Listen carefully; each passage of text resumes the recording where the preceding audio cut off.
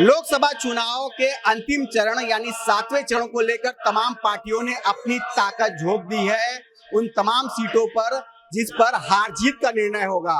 और इन्हीं सीटों में सबसे हाई प्रोफाइल सीट है वाराणसी संसदीय क्षेत्र की, क्योंकि प्रधानमंत्री नरेंद्र मोदी खुद उम्मीदवार है और उनके सामने इंडिया गठबंधन के उम्मीदवार अजय राय हैं। तमाम समुदाय और कम्युनिटी के लोगों से हम बातचीत के सिलसिले में आप पहुंचे हैं वाराणसी के इस प्राचीन महामृत्युंजय मंदिर में, और देख सकते हैं यहाँ पर जो तमाम ब्राह्मण वर्ग के लोग हैं, जो ब्राह्मण कम्युनिटी के लोग हैं, यहाँ पर पूजन पाठ करते हैं।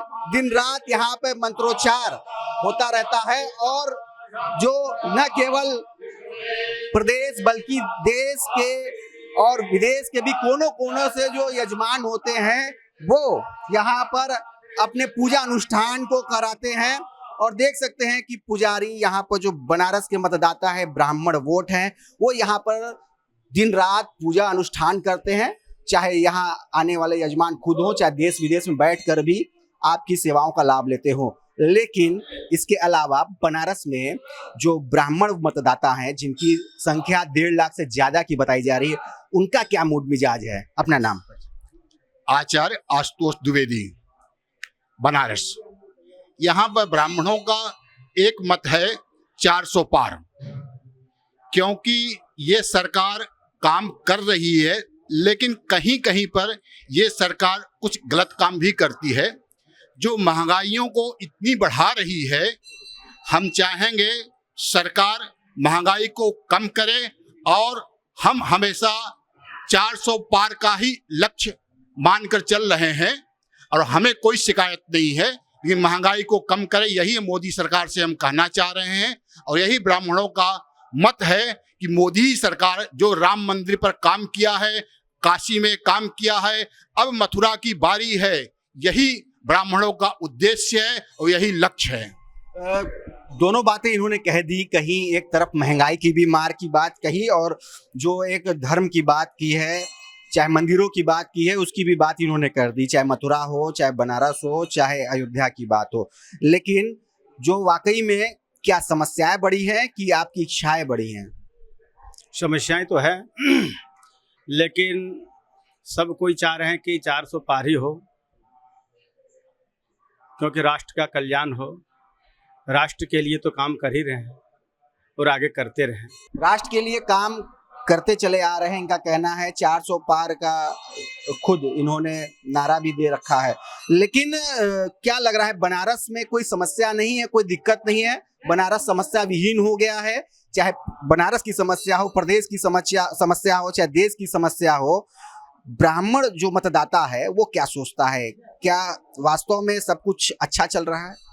देखिए, कहा गया है काश्यते प्रकाश्यते इति काशी ही, तो काशी ज्ञान से, अध्यात्म से, सभी चीज से मतलब प्रकाशित करने वाली है। और यहाँ पे जब लोग आते हैं, देखते हैं, अभी कुछ लोग गुजरात से भी तीर्थयात्री वगैरह आते हैं, क्योंकि जजमान लोग आते रहते हैं, तो वो लोग देखें कि कितना विकास हुआ है।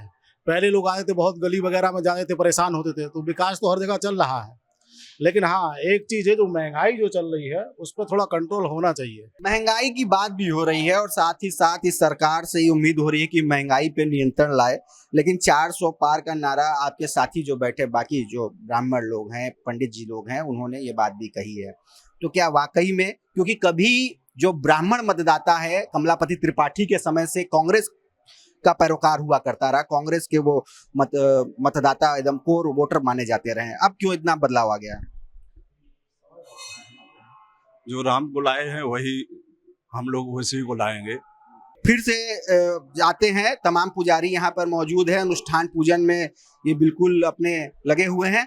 लेकिन कहा यह जाता है कि कभी बनारस गढ़ हुआ करता रहा, जो यहाँ के जो ब्राह्मण वोटर हैं कमलापति त्रिपाठी जी के समय से, वो कांग्रेस के काफी फॉलोअर थे, कांग्रेस को पसंद करते थे। लेकिन ऐसा क्या हो गया कि अब भारतीय जनता पार्टी की तरफ आप लोग का रुझान दिख रहा है? अपना परिचय पहले दीजिए। मैं ज्योतिष आचार्य अरविंद मिश्र।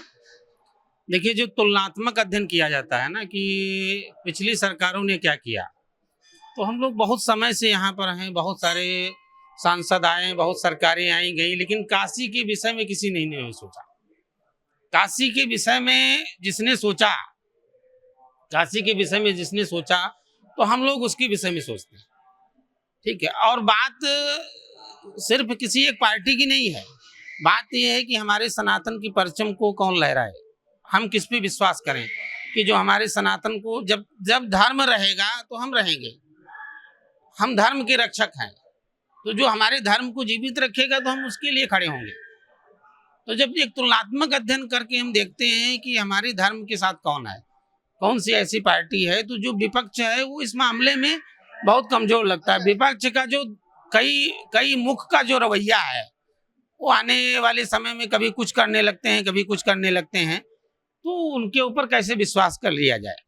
धर्म की रक्षा की बार बार बात होती है, धर्म की रक्षा की दुहाई दी जाती है।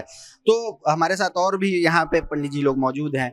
क्या वास्तव में धर्म खतरे में है? इस बात की क्यों बार बार दुहाई दी जाती है, धर्म खतरे में है, धर्म की रक्षा होनी चाहिए? इतना अनादि, इतने प्राचीन हम लोग का धर्म है, 5000 सालों का लिखित इतिहास यहाँ पर है, तो आखिर ये बात क्यों आ जाती है बार बार? अपना परिचय दें। जैसे राम मंदिर इतने दिनों से रुका हुआ था, कोई न कोई अड़चन आ रही थी, अब सरकार आई, बनाया, तो इतने दिनों से क्यों नहीं बना? इसलिए लोग सोचते हैं धर्म की रक्षा होना चाहिए, अच्छी सरकार होनी चाहिए, धर्म की सब व्यवस्थाएं सही होनी चाहिए, लड़ाई झगड़ा जो है वो सही ठीक होना चाहिए, इसलिए लोग धर्म की रक्षा की बात करते हैं।